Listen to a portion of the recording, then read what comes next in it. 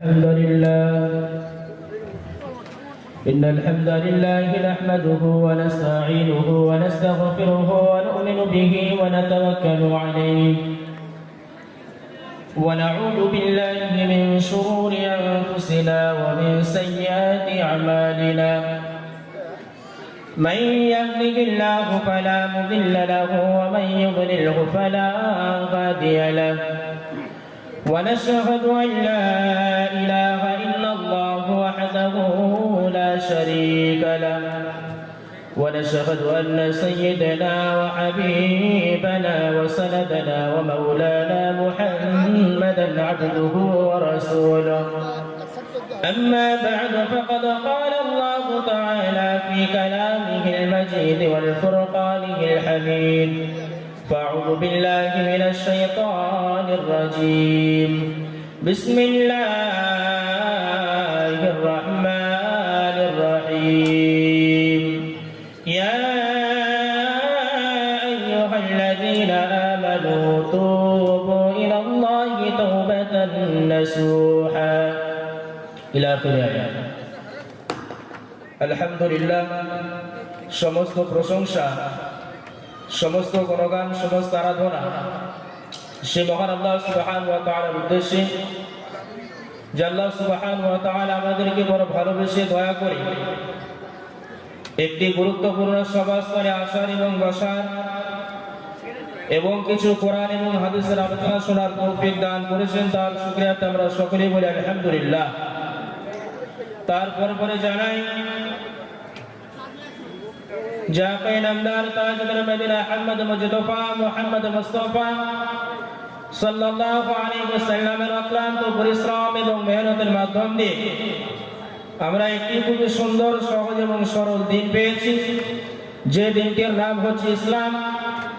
ইসলামকে দুনিয়ার বুকে প্রতিষ্ঠিত করার জন্য নবী মুহাম্মদ সাল্লাল্লাহু আলাইহি ওয়াসাল্লাম যে মেহনত কষ্ট করেছে তার এই কষ্টের ঋণ আমরা কোনো জিনিস দিয়ে পরিশোধ করতে পারবো না।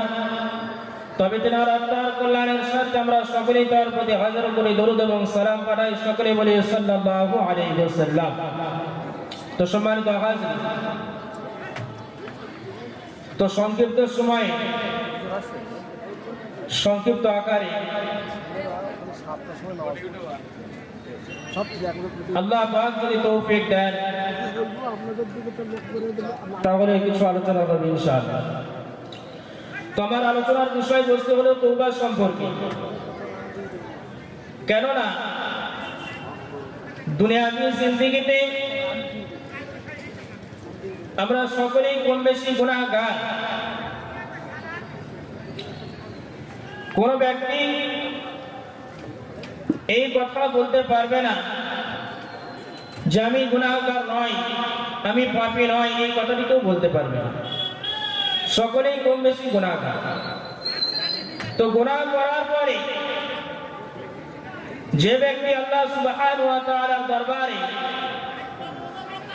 মাফ চাইতে পারে, ক্ষমা চাইতে পারে, সেই ব্যক্তি আল্লাহ সুবহানাহু ওয়া তাআলার দরবারে অত্যন্ত প্রিয়। সেই জন্য গুনাহ করার পরে আমাদেরকে বেশি বেশি করে তওবা ইস্তেগফার করতে হবে। এবং সেটা কেমন ভাবে? সেটা খাঁটি মনে আমাদেরকে করতে হবে। কারণ আল্লাহ রাব্বুল আলামিন পাক কালামের ভিতরে বলেন বিসমিল্লাহির রহমানির রহিম ইয়া আইয়ুহাল্লাযীনা আমানু তুবু ইলাল্লাহি তাওবাতান নাসুহা। আল্লাহ রাব্বুল আলামিন বলেন, হে আমার ইমানদার বান্দাগণ শুনে রাখো, তোমরা যদি আমি আল্লাহ সুবহানাহু ওয়া তাআলার দরবারে খাঁটি মনে তওবা করতে পারো, তবে আমি আল্লাহ পাক ওয়াদা করছি তোমাদেরকে এমন এক জান্নাতে দাখিল করব যার তলদেশ থেকে জান্নাতের নহরমালা প্রবাহিত হতে থাকবে। আল্লাহ পাক এমন এক জান্নাত দেওয়ার ওয়াদা করেছেন যার তলদেশ থেকে আপনার ঝর্ণামালা প্রবাহিত হতে থাকবে। তো খাঁটি মনে তওবাটা কেমন? বিশ্ব বরণ্য একজন ইমাম বলেছেন যে পূর্বের জামানাতে যখন নবী রাসূল পয়গম্বরদের জামানাতে যদি কোনো ব্যক্তি ভুল করে ফেলে তাহলে ওই ব্যক্তির মাফ পাওয়ার জন্য তাকে দুনিয়ার বুক থেকে হটিয়ে দেওয়া হতো, হত্যা করে দেওয়া হতো।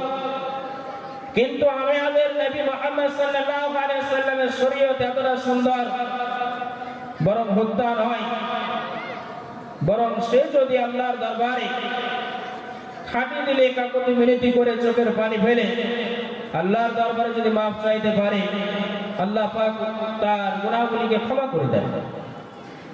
তো আমরা অনেক এমন আছি যে আল্লাহর রহমতে আমরা অনেক ইবাদত বান্দিগি করে থাকি, নামাজ কালাম রোজা হজ যাকাত, এবং তার সাথে সাথে আমরা তওবা ইস্তেগফারও করে থাকি।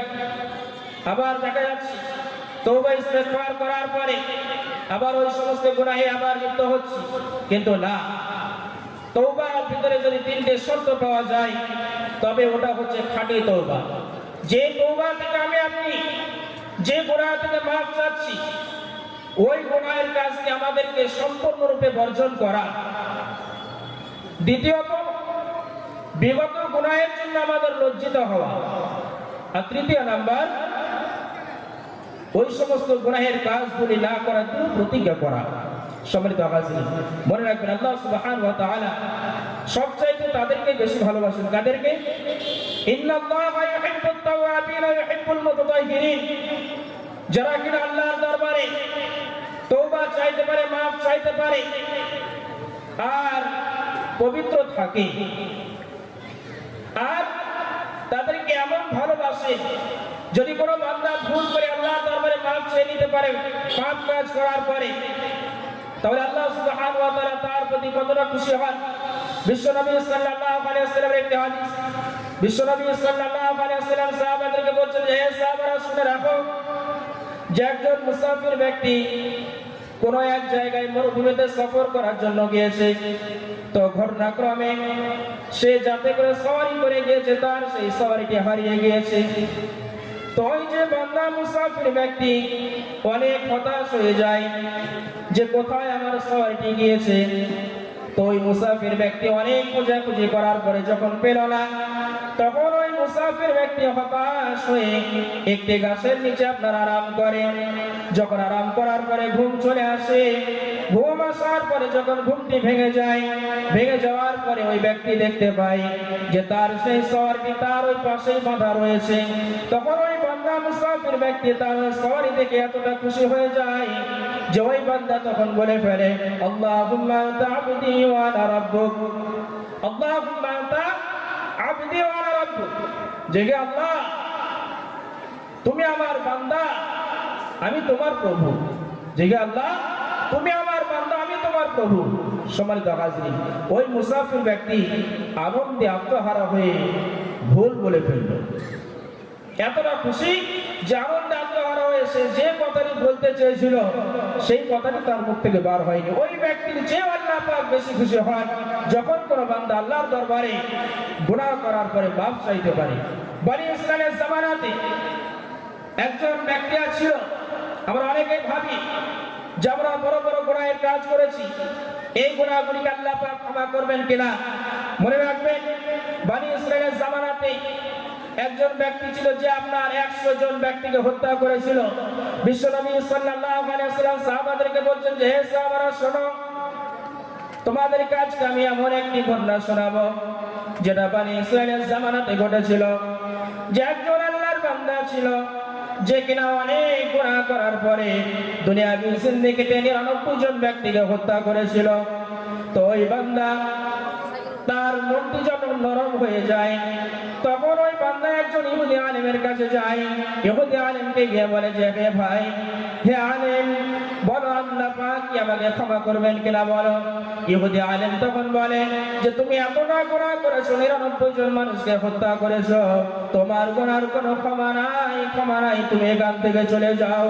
তখন ওই হত্যাকারী বান্দা তখন চিন্তা ভাবনা করতে লাগলো যে আমার যেহেতু 99টি হয়েছে, আমি তোমাকে দিয়ে আমার সেঞ্চুরিটি পূরণ করে নেবো, 100টি পূরণ করে নেব। তখন যখনই তার মাথায় চিন্তা ভাবনা চলে আসলো যে আমি এই ব্যক্তিকে হত্যা করবো, সঙ্গে সঙ্গে ওই ইহুদি আলেমকে হত্যা করে দেয়। ইহুদি আলেমকে হত্যা করার পরে ওই বান্দা একজন আলেমের কাছে চলে আসে, মৌলভী সাহেবের কাছে চলে আসে। আসার পরে বলে যে হুজুর, আমি 100 জন মানুষকে হত্যা করেছি, আমার এই গুনাহ আল্লাহ পাক ক্ষমা করবেন কিনা বলো। আল্লাহ পাক আমার এই গুনাহগুলি ক্ষমা করবে কিনা বলো। তখন ওই আলেম বলেছিল যে হ্যাঁ ভাই, তোমার গুনাহগুলি আল্লাহ পাক ক্ষমা করবেন, কিন্তু শর্ত হচ্ছে তোমার এলাকা তোমাকে ছাড়তে হবে, কেননা তোমার এলাকা অত্যন্ত খারাপ। তোমার এলাকা থেকে যদি তুমি চলে যাও বাইতুল মুকাদ্দাসের দিকে চলে যাও, এবং যাওয়ার পরে দেখতে পাবে ওখানে আল্লাহর বান্দারা আল্লাহর ইবাদতে মশগুল হয়ে আছে, এবং তাদের কাছে গিয়ে তুমি ঈমান এনে কালিমা পড়ে আল্লাহর ইবাদতে তুমিও মশগুল হয়ে যাবে। কিন্তু আল্লাহর কারিশমা দেখুন, ওই বান্দা যখন বাইতুল মুকাদ্দাসের দিকে যেতে গেল, তখনই আল্লাহ পাকের হুকুমে তার জানটি আজরাইল আলাইহিস সালাতু ওয়াস সালাম কবজ করে নিলেন। ওই বান্দা যখনই আপনার বাইতুল মুকাদ্দাসের দিকে যেতে গিয়েছে, তখনই আজরাইল আলাইহিস সালাতু ওয়াস সালাম তার জানটি কবজ করে নিয়েছে। তো এবার কি হলো? এবার ওই বান্দার মৃত লাশের পাশে দুদল ফেরেশতা চলে আসলো, জান্নাতি ফেরেশতা এবং জাহান্নামী ফেরেশতা। তারা এসে ঝগড়া করতে লাগলো যে এই বান্দা 100 জন মানুষকে হত্যা করেছে, সেই জন্য আমরা একে জাহান্নামে নিয়ে যাব। জান্নাতি ফেরেশতারা বলতে লাগলো যে না না না, এই বান্দা তওবা করার উদ্দেশ্যে বাইতুল মুকাদ্দাসের দিকে যাচ্ছিল, এই জন্য আমরা এই বান্দাকে জান্নাতে নিয়ে যাব।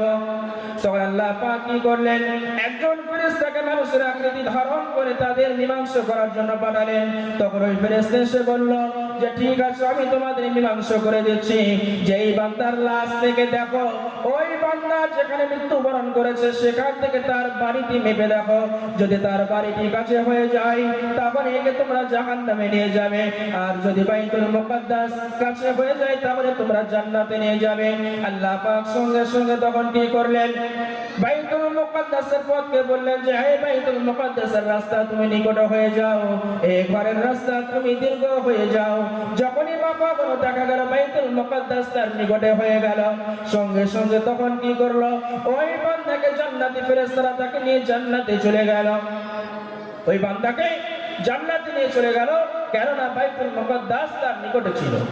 বাইতুল মুকাদ্দাস তার নিকটে ছিল। সম্মানিত হাজিরিন, তো এর দ্বারা আমরা এটাই বুঝতে পারি যে ওই বান্দা 100 জন মানুষকে হত্যা করার পরেও যদি ওই বান্দা খাঁটি মনে তওবা করার কারণে, তওবা করার নিয়তে যদি ওই বান্দাকে আল্লাহ পাক জান্নাতে দাখিল করতে পারে, তবে নিশ্চিতভাবে আমরাও যদি আজকের এই গুনাহ মাফের মজলিসে যদি এসে তওবা ইস্তেগফার করে নিজের জীবনটিকে বদলে নিতে পারি, তবে আল্লাহ পাক নিশ্চিতভাবে আমাদেরকে ক্ষমা করবেন। শুধু ক্ষমা নয়, বরং আল্লাহ পাক বলছেন ইল্লা মান তাবা ওয়া আমানা ওয়া আমিলা আমালান সালিহান ফাউলাইকা ইউবাদদিলুল্লাহু সাইয়্যাতিহিম হাসানাত ওয়া কানা আল্লাহু গফুরুর রহিমা। আল্লাহ রাব্বুল আলামিন বলেন, এ বান্দারা শুনে রাখো, তোমরা যদি খাঁটি মনে তওবা করে নিতে পারো, মাফ চেয়ে নিতে পারো, তোমাদের পিছনে যত গুনাহ ছিল, কাবিরা সাগীরা সমস্ত গুনাহের খাতাগুলিকে আমি আল্লাহ পাক নেকি দ্বারা পরিবর্তন করে দেব। বলুন সুবহানাল্লাহ। আল্লাহ পাক কি করবে, সাগীরা কাবিরা সমস্ত গুনাহগুলিকে আল্লাহ সুবহানাহু ওয়া তাআলা নেকি দ্বারা পরিবর্তন করে দেওয়ার ওয়াদা করেছে। সেজন্য আজকে আমরা আসি এই গুনাহ মাফের মজলিসে আসি, আসার পরে নিজেদের গুনাহের জন্য আল্লাহর দরবারে মাফি চাই। নিশ্চিতভাবে আল্লাহ পাক আমাদের গুনাহের খাতাগুলিকে মাফ করে দিয়ে নেকি দ্বারা পরিবর্তন করে দিতে পারে। সেই জন্য আমরা সকলেই এই মজলিসে আসি, আলেম ওলামারা এসেছেন, তাদের মূল্যবান নসিহত আমরা শুনব, এবং শোনার পরে আমরা নিজেদের জীবনটিকে সকলেই বদলে নেওয়ার চেষ্টা করবে ইনশাআল্লাহ। আল্লাহ পাক আমাদের সকলকে শোনার থেকে বিশেষ আমল করার তৌফিক দান করুন। আমিন। ওয়া আখিরু দাওয়ানা আলহামদুলিল্লাহি রাব্বিল আলামিন। আলহামদুলিল্লাহ। আমরা